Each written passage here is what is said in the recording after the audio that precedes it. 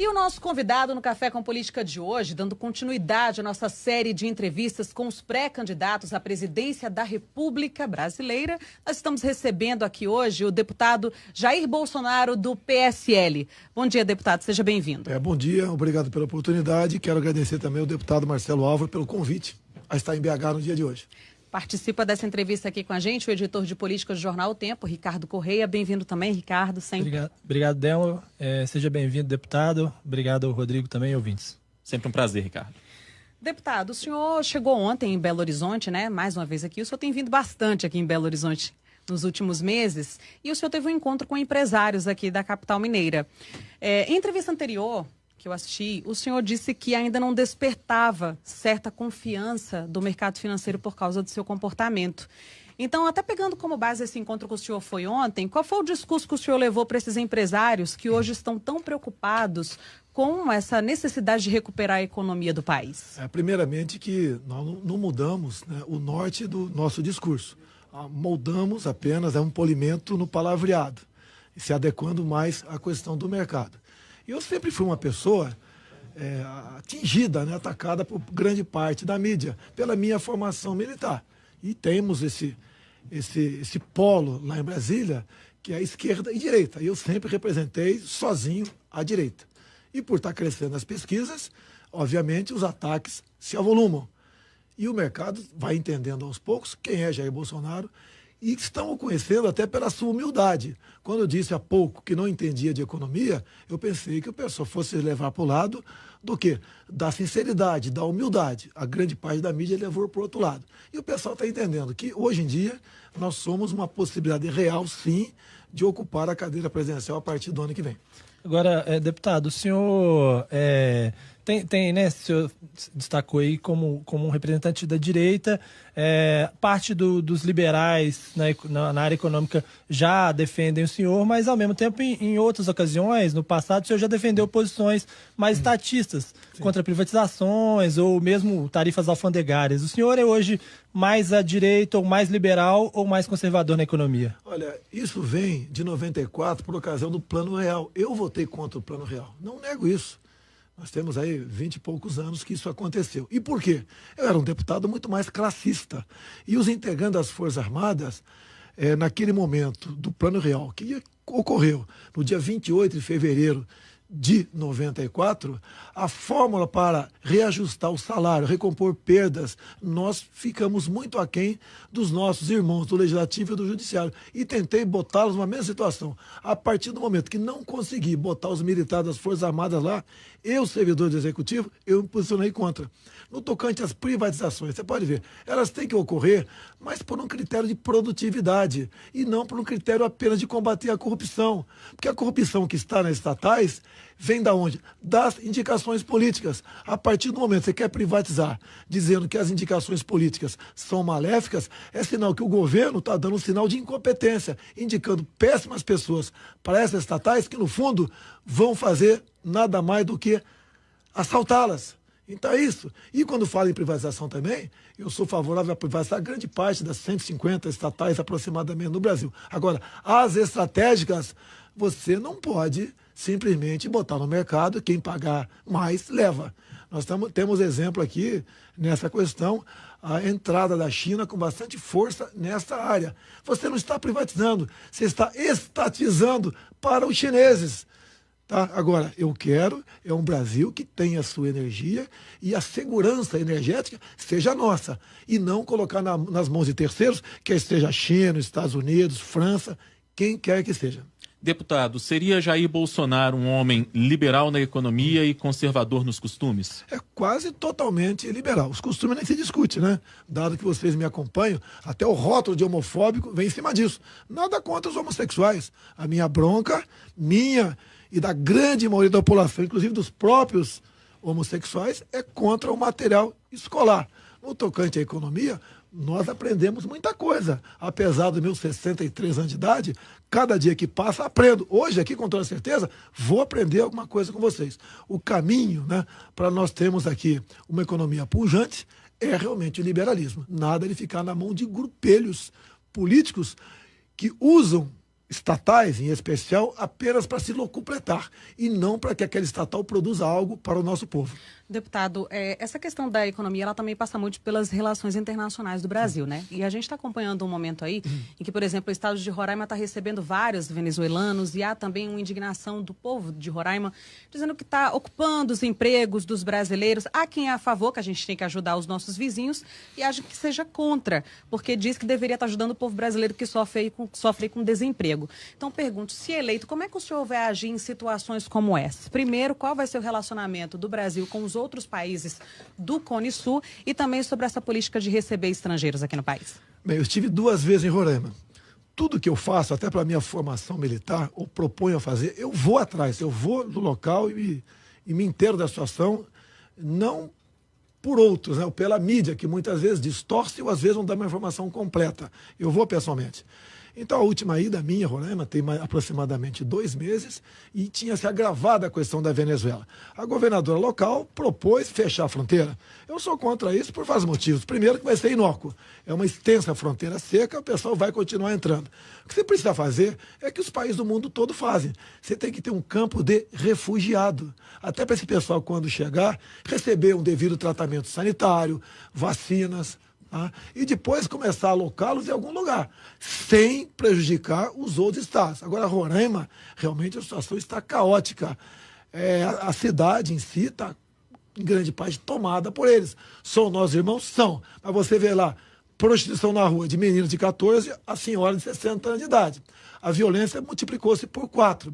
As escolas são todas tomadas por filhos de venezuelanos.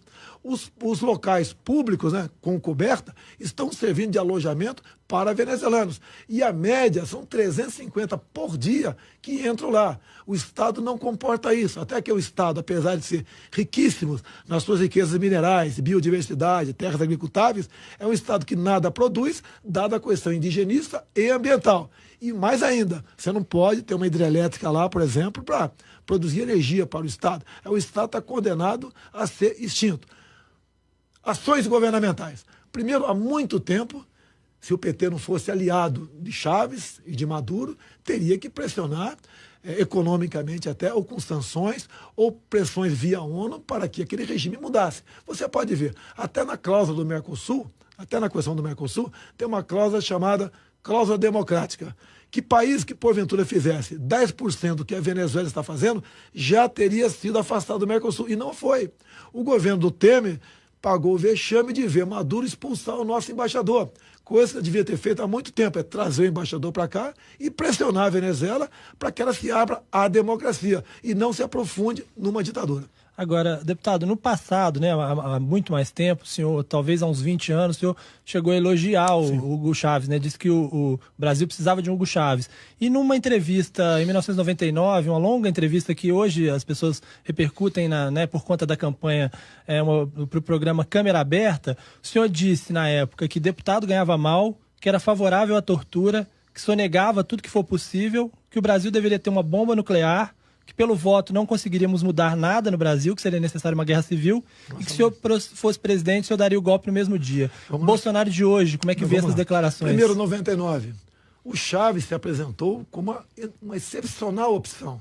Ele criticava o governo de Fidel Castro, ele falava bem dos Estados Unidos. Então era uma pessoa diferente daquele. Completamente diferente. Alguns republicam isso como se fosse uma declaração nova minha, é antiga. Essa questão de 99... Falei muito, sim. Você falou, tudo é verdade que você falou, tudo é verdade, né?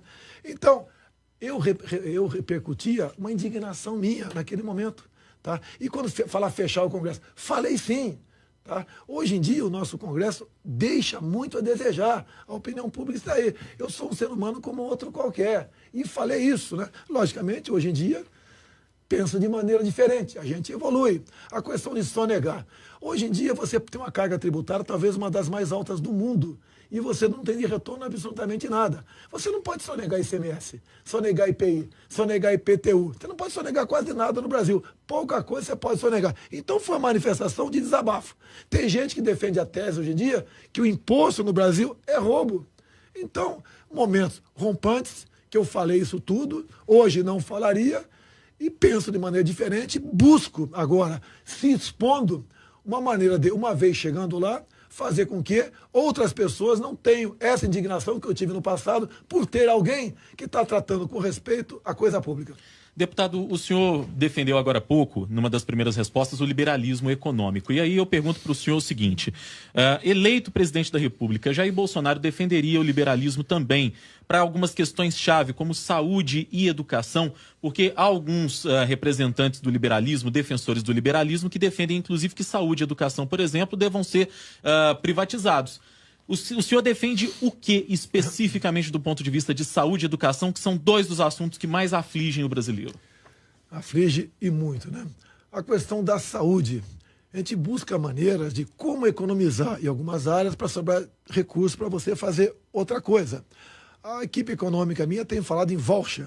Você chega para você, por exemplo, e dá um cartão, né, que você tem um crédito X para você gastar por mês com aquele médico do teu interesse. Agora, não é fácil tratar desse assunto, não é fácil. E sabe que mesmo você fazendo voucher, vai ter fraude. O cara vai simular que vai no médico para fazer uma consulta que não está de acordo. Você tem esse problema, não é fácil administrar um país desse tamanho.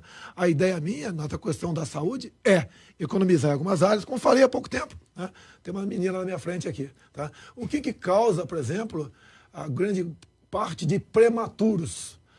É falta de uma saúde melhor da mulher por ocasião do pré-natal dela. Até a questão bucal, que eu fui orientado tocante a isso, são responsáveis por 30% dos prematuros. A outro 30% é a questão de infecções, né, como infecção urinária. Que se você fazer um preventivo no tocante a isso, você chega a economizar mais ou menos 70% com UTIs neonatal. Tá? Então isso que discuti, tenho conversado, é difícil entender, porque eu não sou do ramo, eu sou um capitão de artilharia e pretendo delegar isso para quem entende do assunto, é buscar maneiras de uma saúde melhor dessa forma. A questão do voucher, praticamente nós descartamos, até pela nossa cultura, nós sabemos que dificilmente pode dar certo. Agora, a privatização, pela privatização desse setor, você vai carregar recursos enormes para uma saúde privada, que nessa área eu acho difícil no primeiro momento dar certo. Educação. Muitas escolas no Brasil começaram com as universidades, agora vem para escolas do ensino fundamental. Lá, a garotada, desde quando entra na escola, com 6 anos de idade. Né? Está sendo um laboratório, uma fábrica para formar militantes políticos. A gente vê, hoje em dia, com as mídias sociais, professores doutrinando a garotada em sala de aula. Como combater isso? Nós começamos a discutir a questão do ensino à distância. Pelo menos um dia por semana, o ensino da garotada em sala de aula, mas seria à distância, até para adequar o conhecimento de acordo com o currículo escolar pré-estabelecido. Porque hoje em dia nós temos o pior índice de educação no Brasil. A penúltima prova do PISA no Brasil, né, nós ficamos lá nos últimos lugares, entre 64 países. A molecada de 15 anos de idade, que é a faixa etária que você aplica essa prova, né, que está no 9ª série do ensino fundamental, 70% não sabe uma regra de 3 simples. $1 vale R$3, $4 valem quantos reais? Pelo amor de Deus, 70% erra. Interpretação de texto é a mesma coisa. A garotada terminou de ler o segundo parágrafo, não entende o que leu no primeiro. E outra questão de ciência, que é mais drástica ainda. Então nós temos que ter alguém no Ministério da Educação que tenha pulso forte para expulsar, né, entre aspas, essa filosofia de Paulo Freire, que está aí desde o governo do PT, está dentro do Ministério da Educação e não deu certo. E olha que o PT dobrou os gastos com a educação e a qualidade diminuiu. Por quê? Estão transformando as escolas no Brasil no local para formar militantes de esquerda para o futuro. O senhor voltaria, por exemplo, com alguns conceitos antigos da educação, a questão da tabuada que o senhor citou.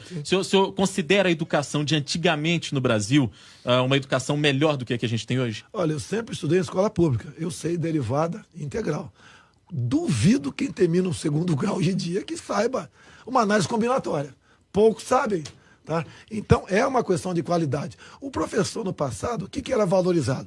Quando eu lembro, eu era garoto, eu estou com 63 anos, tinha uma festa, tinha um casamento. Os primeiros da lista de convidados são os professores. Hoje, o professor não é convidado nem para velório. Tem pesquisa da PEOSP, que eu não posso falar por mim, né, que 70% de professores já declararam em São Paulo que já foram agredidos física ou moralmente por alunos ou pai de alunos.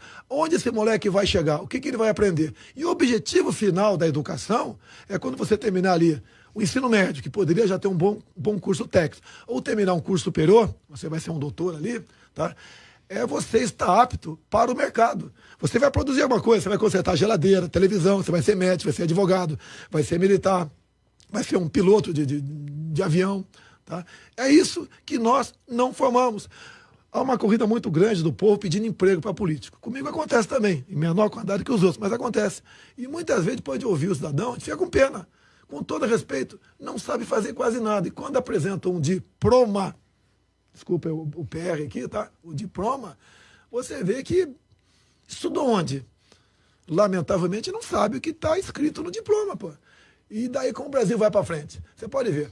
Quando se privatizou, no passado até a questão das privatizações, que eu falei muito na tribuna da Câmara, eu falei o seguinte, olha, está privatizando o sistema de telefonia, tudo bem, tá?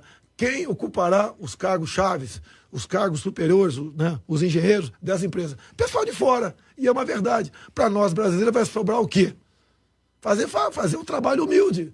É isso que está acontecendo. Nós estamos nos proletarizando no país também pela questão educacional. Nós estamos conversando com o pré-candidato à presidência da República pelo PSL, o deputado Jair Bolsonaro. Deputado, se o senhor for eleito, o governo Temer ele defende que a solução para o rombo que tem nas contas públicas é a reforma da Previdência. Qual a avaliação que o senhor faz da reforma da Previdência proposta pelo governo Temer? E o senhor já declarou que vai concordar do ponto de vista que a população defende que tem que atacar os privilégios. Só que esses privilégios são muito apontados, tanto que políticos recebem privilégios e a reforma não prevê que vão mexer com eles, assim como os militares, e o senhor é um militar da reserva. De que privilégios o senhor se refere que vai mexer caso dê continuidade à reforma da Previdência e se a reforma da Previdência realmente é a solução para o rombo das contas públicas do Brasil? A reforma da Previdência em si não é a solução. Nós chegaremos agora no início do ano que vem com uma dívida interna de 4 trilhões de reais. Hoje em dia, praticamente metade do que tu arrecada é para juros e rolagem de dívida, né? Conforme o tempo passa, vai passando para 51%, 52%, 60%. É natural isso aí. Você tem que equalizar isso aqui. Ninguém quer dar um calote no sistema financeiro, não vou pagar minha dívida, nada disso aí. Mas é um problema que está afeto a todos os brasileiros, independente daquele mais humilde ao mais bem remunerado. Privilégios. Eu falo que a Previdência tem que começar com a pública. Essa que é a nossa proposta. Teria muito a falar para vocês. Quais são os privilégios dos militares? Você não encontra um general, um capitão, um sargento, um marajá. Tá? Todos ganham basicamente a mesma coisa. Nós trabalhamos, em média, 70 horas por semana. Nós não temos hora extra, não temos fundo de garantia, não temos direito a fazer greve. Ninguém está querendo isso daí. Quando discuti com a minha equipe econômica, essa pergunta veio para eu responder. Eu falei, olha, eu aceito botar os militares, né, botar o coronel ganhando 5.500 quando completar seus 30 anos de serviço. Mas vamos dar para o coronel, ao longo de toda a sua carreira, o direito de greve, entre todos os outros previstos no artigo 7º da Constituição. Você quer pagar a mesma coisa no final da linha? Vamos dar os mesmos direitos e os mesmos deveres. O pessoal pulou para trás. O militar é uma classe à parte. Não é porque eu sou militar. Eu não nasci militar. Tem 2 apenas da minha família que são militares. Mas se você fizer isso, não vai mais ninguém entrar numa academia militar das Agulhas Negras, uma escola de sargento das armas. Vira uma bagunça o negócio, tá ok? Então, isso é diferente, tem que ser tratado de forma diferente, e eles concordaram. Privilégio, vou dar apenas um exemplo aqui. Vou falar do que eu sei. Isso acontece em muitos locais do Brasil. Câmara Municipal do Rio de Janeiro. Você é concursado, ganha 10 mil por mês. Daí você vai trabalhar com vereador e ganha um cargo em comissão, 10 mil. Dali 8 anos você passa para 20 mil. Mais 8 você passa para 30 mil. Você incorpora. Você passa a ser mais uma daquelas que vão para o teto. E o que eu tenho falado? Temos que acabar com as incorporações, porque isso acontece nas casas legislativas, no judiciário do Brasil todo.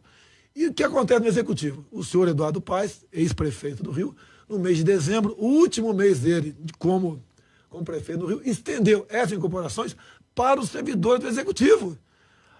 A folha de nativos do Executivo vai explodir daqui a 15, 20 anos. Será que não estamos vendo isso? Fez isso por quê? Ganhar simpatia, ganhar voto? Então, uma emenda constitucional nesse sentido, proposta pelo presidente da República, pode ser por um parlamentar também, eu acho que teria tudo para ser aprovado e nós estancarmos essa sangria.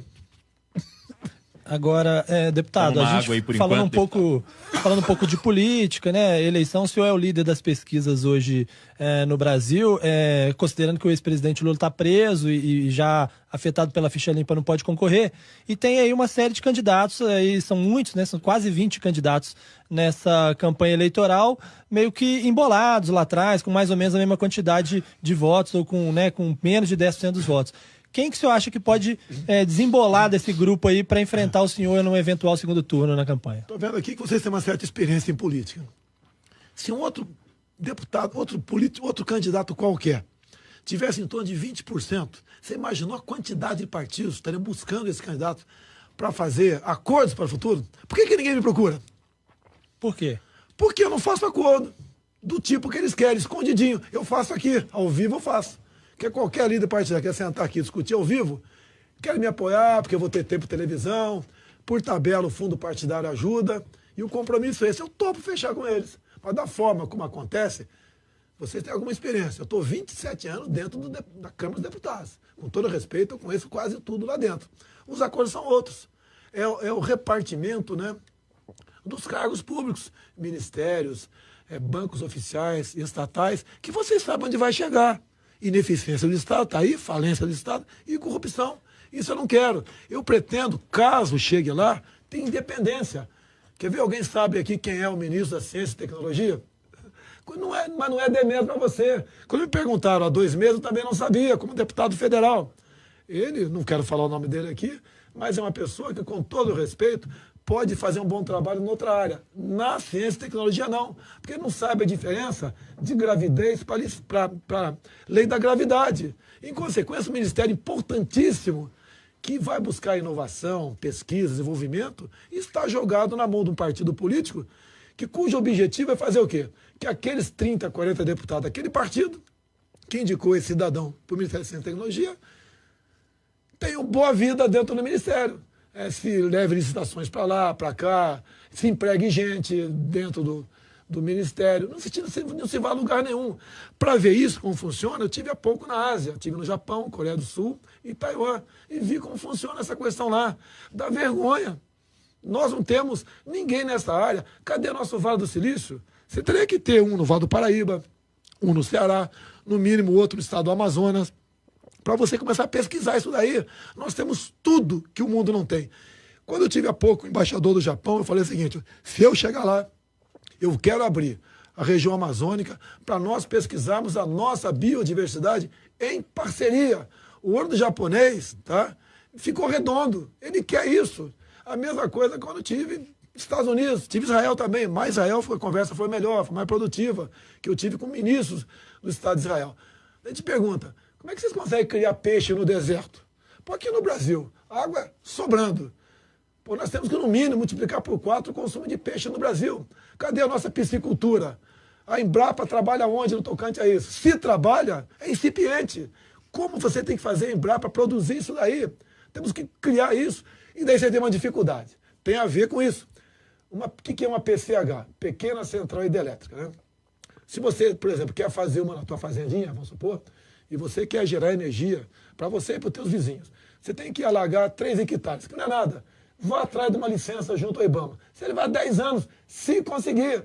Então, nessa PCH, se eu tiver poderes para tal, o meu ministro do meio ambiente vai ser o mesmo da agricultura. O mesmo cara, para não ter briga. Vai ter que dar essa licença em 30 dias. E dá ou não dá, e resolve o problema. A única exigência que eu ia fazer, sem te cobrar, seria você implementar a criação de peixes nesse lago. Não tem como dizer que o Brasil, a gente passa fome. Se cai um grão de arroz com casca aqui no asfalto, nasce. Ninguém tem isso. E lá em Israel, eles lá, a precipitação pluviométrica lá em Israel é menor que o semiárido nordestino nosso. Como é que pode o nosso nordestino passar fome? E lá ter não só uma agricultura pujante, bem como sobra o que eles produzem para exportar para a Europa. E mais importante ainda, eles têm lá o chamado botão do transgênico. Aqui você vê os ambientalistas, né? Todo mundo contra. Ah, isso é transgênico, eu não quero. Tomando uma latinha de Coca ou de Pepsi, sem saber a fórmula daquele negócio lá. O que é o botão do transgênico? Se eles botarem em prática, aumenta a produtividade, tá? E muito com o transgênico, e eles vão ter alimento em abundância. O mundo vai chegar agora, em 2024, na casa dos 8 bilhões de habitantes. O mundo cresce mais ou menos 70 milhões de habitantes por ano. E é melhor você comer algo transgênico do que morrer de fome. Isso é uma verdade. Já que no mundo não existe, poucos países adotam a política de planejamento familiar.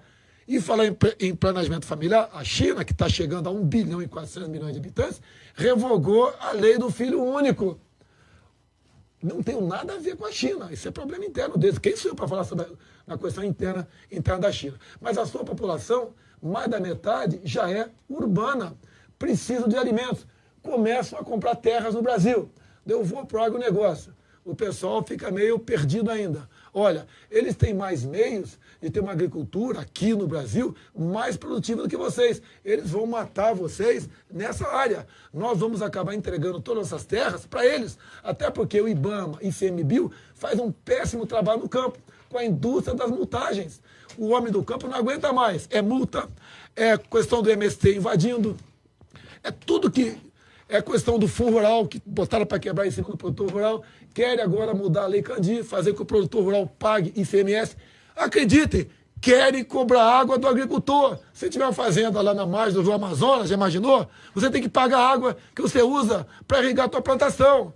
Daqui a pouco vão cobrar o quê? Vão cobrar o vento que espalha o pólen na tua plantação. Esse é a verdade do nosso agronegócio no Brasil. Não queremos isso. Então... é isso que eu boto na mesa e discuto com mais calma, que eu sei que é rápido o programa, tem pouco tempo para falar sobre isso aqui, para mostrar que nós temos ideias, recebemos sugestões, sou uma pessoa que muda, se me convencerem, eu mudo, mas pretendo, se um dia chegar lá, ser um governo com autoridade. Hoje em dia, se o Temer liga para o ministro e fala, ó, ministro, eu quero isso, ele fala para o Temer, quem botou aqui foi o meu partido. Fica na tua, cara. Fala com o presidente do partido que eu te atendo. Caso contrário, você vai perder 30 votos dentro da Câmara. Isso é governabilidade? Eu não vou falar palavrão que é isso aqui, porque eu sou uma pessoa educada e evoluí também. Falava palavrão no passado, não falo mais. Tá, okay? Isso não é governabilidade. E, eu costumo dizer, se votar em mim, você pode errar. Mas se votar nos outros, você já errou. Deputado, o PT alardeia nos últimos anos ter tirado 36 milhões de pessoas da linha da pobreza através do programa Bolsa Família. O senhor defendeu o liberalismo, defendeu outras bandeiras. Aí eu pergunto para o senhor, quais seriam os programas sociais de Jair Bolsonaro? O Bolsa Família seria retirado da lista? E, na opinião do senhor, política de segurança pública se começa também com programa social? Vamos lá, tirou 30 milhões. Eu acho que tirou 3 trilhões da miséria. É propaganda. Por decreto, né? Se disse que classe média é quem ganha até R$300 por mês, tá certo? Dentro da família. Mude-se os números do papel. Tá? Eu vou em algumas comunidades do Rio de Janeiro. Não diminuiu o número de pobres lá. Isso é uma mentira. O PT, sem mentir, não faz nada. Okay? Bolsa Família. Tá aí o programa. Você não pode, vamos acabar. O ano retrasado foram 29 bilhões para o programa Bolsa Família. Por ocasião da campanha 2014, a senhora Dilma Rousseff bateu no peito num debate e falou: nós temos 14 milhões de famílias que vivem do Bolsa Família. É um número vexatório. Você analisa os projetos sociais pelo número de pessoas que saem de lá, não pelo número que entra. Está na cara que para o PT, quanto mais pobres tivermos no Brasil, tá, sem educação, e o cartão de Bolsa Família numa mão e o título de eleitor numa outra, é excelente. Aliado a essa urna eletrônica aí que eu não confio, não sei a opinião de vocês. Tá? Então os projetos sociais têm que continuar existindo, mas você tem que auditá-los e correr atrás de impedir a fraude o tempo todo. Há pouco tempo, a cidade de Marau, Rio Grande do Sul. Eu sei que é apenas uma cidade. Pode ser que ele esteja fora da curva, mas foi um exemplo. O prefeito resolveu ir atrás dos 300 e poucos que ganhavam o Bolsa Família. 1/3 era fraude. Era gente que tinha um poder aquisitivo semelhante, eu não sei o teu, mas pelo que eu vejo aqui, você tem sua renda, você tem sua empregada, tem sua renda aqui. Gente parecida conosco, 1/3. O outro 1/3, ele conseguiu inserir no mercado de trabalho. E o terço restante foi mantido. E ponto final. Tem que ser feito assim. E você tem que estimular o homem e a mulher a sair dessa situação. E mais, dizer para ele, botar na cabeça dele, o que tira o homem ou a mulher da miséria é o conhecimento e não projetos assistenciais como esse que o governo tem colocado aí. Você conhece o programa Brasil Carinhoso? Eu estou vendo uma senhora na minha frente aqui, tá? Eu não sei se você é mãe ou não. Mas você teria um filho a mais para ganhar R$70 por mês? Não pela cultura que você tem. Mas muitas jovens que não têm uma cultura ainda que possa discernir as coisas, acabam engravidando para aumentar ali o contra-cheque desses programas sociais. Como se mais R$70 por mês fosse o suficiente para ela dar uma boa alimentação e educação para essa pessoa ser alguém no futuro. Deputado, o estado de Minas Gerais é muito desprestigiado nesse atual governo, né? A nossa bancada mineira não consegue resolver com eficiência muitas coisas lá. O presidente Michel Temer agora, no final do mês passado, nesse tempo todo que ele está à frente do governo, foi que ele apareceu aqui numa feira agropecuária, na Exposebu, na verdade. Ele se nega a vir a Belo Horizonte. Qual é o espaço que Minas Gerais vai ter no governo do senhor, se o senhor for eleito? O espaço é para todos os estados. Eu, como pai, né, se for, né, eu tenho que tratar os filhos igualmente. Né? A vocação nossa é enorme. O que falta no Brasil? Como é que você faz esse... Eu tenho dito para a minha equipe econômica, quer economizar? Tudo bem. Onde é que pode cortar? Agora temos que trabalhar também para entrar mais dinheiro no caixa sem aumentar impostos. Como você pode fazer isso aí? A decisão em conjunto. Você tem que desregulamentar a nossa economia. Tem que desburocratizar. Eu não quero ser patrão. E quem tem consciência sabe disso. A dificuldade que é ser patrão no Brasil. A dificuldade que é empreender. Candidato não fala isso porque isso é perder voto. Hoje em dia, por exemplo, o que a classe empresarial tem dito para mim? Não sou eu, a classe empresarial. De forma unânime. O trabalhador vai ter que decidir um dia. Menos direitos e emprego ou todos os direitos e desemprego. O salário é alto para quem paga e pouco para quem recebe. São verdades. A esquerda no Brasil, PT, PCdoB, PSOL, né, elogia tanto a CLT e critica o americano. Você pega um pobre nosso aqui. Aqui, se não me engano, o governador Valadares é o que tem mais gente dos Estados Unidos. Pelo menos quando eu estive lá, que eu mais ouvi brasileiro de governador Valadares nos Estados Unidos. Lá você não tem direito trabalhista nenhum. Vê se alguém quer voltar para cá. Não querem. Tá certo? Então, quando você fala em dar um tratamento aqui ao estado de Minas, né, uma das políticas nossas é menos Brasília e mais Brasil. Por exemplo, para que Ministério das Cidades? Você pode pegar o dinheiro do Tesouro e mandar diretamente para as prefeituras. E o prefeito, junto com a sua Câmara Municipal, junto com a população, resolva onde vai aplicar aquele dinheiro, quantas casas vai fazer, o local e a qualidade das casas. É a mesma coisa de saneamento. Aí vê a imprensa, mostra aí um local, esgoto a céu aberto. Isso é quase no Brasil todo. Se alguém falar que vai resolver esse assunto, está mentindo, porque não tem dinheiro. 93% do orçamento de hoje é comprometido com despesas obrigatórias. Sobra 7%. Se você fosse aplicar esse 7% todo em saneamento, não teria condições. Mas mesmo assim, para que o governo tem que falar em saneamento? Ele tem que pegar o recurso e ter um critério para decidir para quais municípios mandará aquele recurso e o prefeito que aplique esse recurso. Então, eu acho que dessa forma você consegue buscar solução para as coisas. E uma outra coisa também da equipe econômica, né? Eu falei para eles, porque eu levo para eles o que o povo diz para mim. Então, é a mesma coisa, eu levo a comida para casa e a cozinheira que vai fazer o almoço. Se bem que eu sei fazer um arroz, feijão, fritar um bife, né? E também fritar um ovo. Sei muito bem fazer isso daí. Afinal de contas, se não soubesse fazer, não seria militar. Militar se vira em qualquer situação. Falei para a equipe econômica, como é que a gente pode diminuir impostos, a exemplo do Trump? Que eu sou um seguidor do Trump. O pessoal quer me desqualificar? Não, eu sou apaixonado pelo Trump. E até costumo dizer que a única diferença nossa é que eu sou mais rico do que ele. Ok? Isso, logicamente, que é uma brincadeira, mas falo perfeitamente isso daí. E da equipe já falou o seguinte, olha, como está o Brasil, o avião vai cair. Nós temos que arriscar, tem que fazer alguma coisa. Quem sabe, né, tomando medidas outras, que eu falei aqui agora há pouco, desburocratização, desregulamentação, se você escolher pontos certos para diminuir a carga tributária, o pessoal começa a produzir mais. Você pode ver essa simples mudança na CLT, já houve um reflexo positivo para a economia. Falar isso é perder voto. Que o cara que está ouvindo lá, ele é contra direitos trabalhistas. Bem, vamos lá. Então, essa simples reforma que teve agora, né, que foi bastante superficial, o ano retrasado tivemos 4 milhões de ações trabalhistas no Brasil. A projeção para daqui a alguns meses, onde vai completar um ano da execução dessa nova mudança na CLT, nós temos menos de 2 milhões de ações trabalhistas. Você sabe que receber no peito uma ação trabalhista de funcionário é triste, eu sei disso, né? Muitas vezes o funcionário tem razão, mas muitas vezes tá aí a indústria das ações trabalhistas. Isso diminuiu drasticamente. Vai aumentar a quantidade de emprego no Brasil. Tá? Então, essas medidas todas, entrar água, né? Entrar mais dinheiro no caixa, se aumentar imposto, está no radar. Afinal de contas, tem que ser feito alguma coisa, que o avião vai bater na montanha. E temos dito, talvez você já tenha ouvido aquele ditado, né? Oh, nós temos que consertar um carro andando. No Brasil, você tem que consertar um avião voando. E de vez em quando me pergunto, o que eu estou fazendo aqui? Com essa quantidade de problemas. Tá? Eu sei que eu quero mudar. E tem que ter a liberdade, como técnico, escalar o meu time de ministros. Se eu começar a botar pessoas que não entendem nada na ciência e tecnologia, na saúde, na educação, na economia, etc., não vai dar certo. O nosso time vai ser rebaixado. E não para a segunda, para a terceira divisão.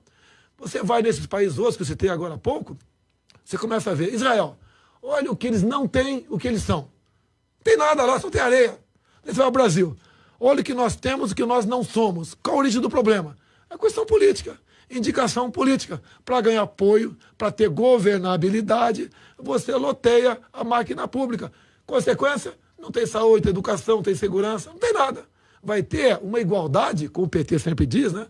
Tirei 30 milhões da miséria. O PT conseguiu nos deixar mais iguais, transformando mais gente pobre no Brasil. Eu quero que mais gente fique rica, e não o contrário. Uma igualdade por baixo, como a esquerda sempre pregou e fez no Brasil. Agora, deputado, o senhor é sempre instado a comentar as posturas dos governos militares no Brasil, né? Ontem saiu foi divulgado um relatório secreto da CIA, né, da Agência de Inteligência Americana, falando que o general Ernesto Geisel, o presidente do Brasil de 74 e 79, sabia e autorizou a execução de opositores durante a ditadura. E também citou alguns encontros em que foram tratados desse assunto entre o Figueiredo e o Milton Cruz. Como é que o senhor recebeu, como é que o senhor viu e analisa esse relatório da CIA? Voltar à carga, né? Um capitão está para chegar lá, é o momento. Olha, foi um memorando de um agente que a imprensa não divulgou. É um historiador que diz que leu isso, mas não mostrou. Você tem que matar a cobra e mostrar o pau. Agora eu respondo de forma simples. Tá? Errada, até na tua casa, com todo respeito, de vez em quando você erra. Quem nunca deu um tapa no bumbum do filho e depois se arrependeu? Acontece. Tá? Vamos lá. Eu vou para a capa do Jornal Globo, de 7 de outubro de 1984. Editorial de Roberto Marinho. Participamos da Revolução de 64, identificados com os anseios nacionais de preservação das instituições democráticas, ameaçadas pela radicalização ideológica, greves, desordem social e corrupção. Eu estou respondendo que a imprensa nos ataca com a matéria da própria imprensa no final do governo Figueiredo. O que pode ter acontecido com esse agente da CIA? Quantas vezes você não falou num canto ali, tem que matar mesmo, tem que bater. Você já falou, tem que dar canelada, tem que dar uma de Júnior Baiano, entrar com os dois pés no pescoço do adversário. Você já falou isso. Talvez esse cara tenha ouvido uma conversa como essa, fez o relatório e mandou. Agora, política, cadê os 104 mortos? Inclusive, o jornal Globo de hoje, que eu li, dado momento, ele fala de uma operação do Exército em 1973, onde 6 agentes da VPR, Vanguarda Popular Revolucionária, teriam sido executados em Pernambuco. Agora, por que o Globo não botou que a mesma VPR, em 1970, que tinha à frente Carlos Lamarck e Dilma Rousseff, executaram em cativeiro, nas matas do Vado Ribeira, o tenente Alberto Mendes Júnior, de 23 anos de idade, da Força Pública. Esse é o espírito daquela época. Quando pegavam a gente, arrebentavam. Você vai no mini manual de guerrilha do Carlos Marighella, que é o hino da esquerda. Você vê lá como levar o terror à cidade. Como matar, executar policiais militares e generais e oficiais. O próprio tenente Alberto Mendes Júnior, coitado, porque ele se entregou ao Lamarck, no Vado Ribeira, por coincidência, eu tinha 15 anos, estava lá, e fiquei ao lado do Exército nesse momento, um cabelo grandão, uma calça boca-sino, ok? Era a época da novela Cavalo de Aço, tá certo? O tenente, se ele soubesse, ele não precisava se entregar para o grupo do Lamarck, que estava lá. A Dilma não estava, o grupo do Lamarck, mas a VPR era mesmo. Porque o Lamarck tinha uma máxima, Nós não matamos praças, que é subtenentes, sargentos, cabos e soldados. Nós só matamos oficiais. Então, Lamarca ia entregar os 10 praças da Força Pública, antiga, atual Polícia Militar de São Paulo, por nada. Porque se ele matasse as massas, gente da massa, não teria apoio popular. Até no pré-64, o seu Leonel Brizola pregava todos os pulmões em praça pública. Queremos uma nova Assembleia Nacional Constituinte, constituída de operários, camponeses e sargentos. É a massa deles. Eles sempre pegam a massa para atingir o poder. Depois que chega lá, paulada da massa. Vale só a elite deles. Agora, vamos escrever a história como um todo. Agora, um memorando de um agente da CIA que ninguém viu, diz que executamos 104. Aí não vale. Aí não vale. Vamos tratar com seriedade isso. E parte da mídia, esses mesmos, diz o seguinte: se o Bolsonaro chegar lá, vai acontecer a mesma coisa. O momento era outro naquele momento. Ou a gente botava para quebrar, ou o Brasil estava perdido. Até quando fala, entrou aqui a questão da guerrilha do Araguaia agora também. Ah, mataram 69 agentes. Esse pessoal foi para aquela região, não foi à toa. Toda a guerrilha, quer seja em Cuba, em 59, quer seja na China, em 49, veio do campo para a cidade. E eles ocuparam locais pobres, né? Araguaia, Caparó, Vado Ribeira, para esse tipo de revolução. E o Araguaia não foi diferente. Se nós tivéssemos agido como a Colômbia, com humanismo, ao tratar esse foco de guerrilha no coração do Amazonas, conhecido como guerrilha do Araguaia, nós teríamos no coração do Brasil uma FARC. E graças aos militares daquela época, não temos uma FARC no coração do Brasil. Porque esse pessoal que diz que matamos naquele momento, desapareceu, eu posso até explicar isso aí, tá? Caso estivesse vivo por um motivo qualquer, hoje estariam presos acompanhando o Lula lá em Curitiba, ou o Zé Dirceu, que está na iminência de ser preso novamente. Essas pessoas não têm qualquer amor à democracia e à liberdade. Eles querem o poder absoluto. Tanto é que sempre idolatraram Fidel Castro, Che Guevara, entre outros. O PCdoB tem convênio com a Coreia do Norte, com Kim Jong-un. Pô, dá para entender que esses caras lutaram ou lutam ainda por democracia? Vá plantar batatas, quem pensa dessa maneira, tá ok? Muito bem. Deputado federal Jair Bolsonaro, pré-candidato à presidência da República pelo PSL, foi o nosso convidado de hoje aqui no Café com Política, no Super N Primeiras Notícias. Gostaria de agradecê-lo pela entrevista e pela visita. Já está automaticamente convidado, deputado, quando a campanha começar e a gente puder também oficialmente chamá-los, todos os candidatos, de candidatos efetivamente. Posso fazer uma brincadeira? Claro. Tá? Não foi café com política, foi água com política, tá ok? O cafezinho já tomou ali. Muito obrigado pela oportunidade, fiquei muito feliz. Poucos órgãos de imprensa me dão espaço para discutir ao vivo. Eu gostaria que o sistema Globo Televisão me convidasse para um debate ao vivo. Pode ser na Globo News, na própria Globo. E eu compareceria aos debates, sim. E essas verdades, mesmo que não sejam perguntadas, serão faladas nesse debate. Porque a verdade nos libertará. Está lá em João 8,32. E conhecereis a verdade, e a verdade vos libertará. Nós precisamos de verdade para salvar o nosso Brasil. Obrigada, deputado Jair Bolsonaro, pré-candidato à presidência da República.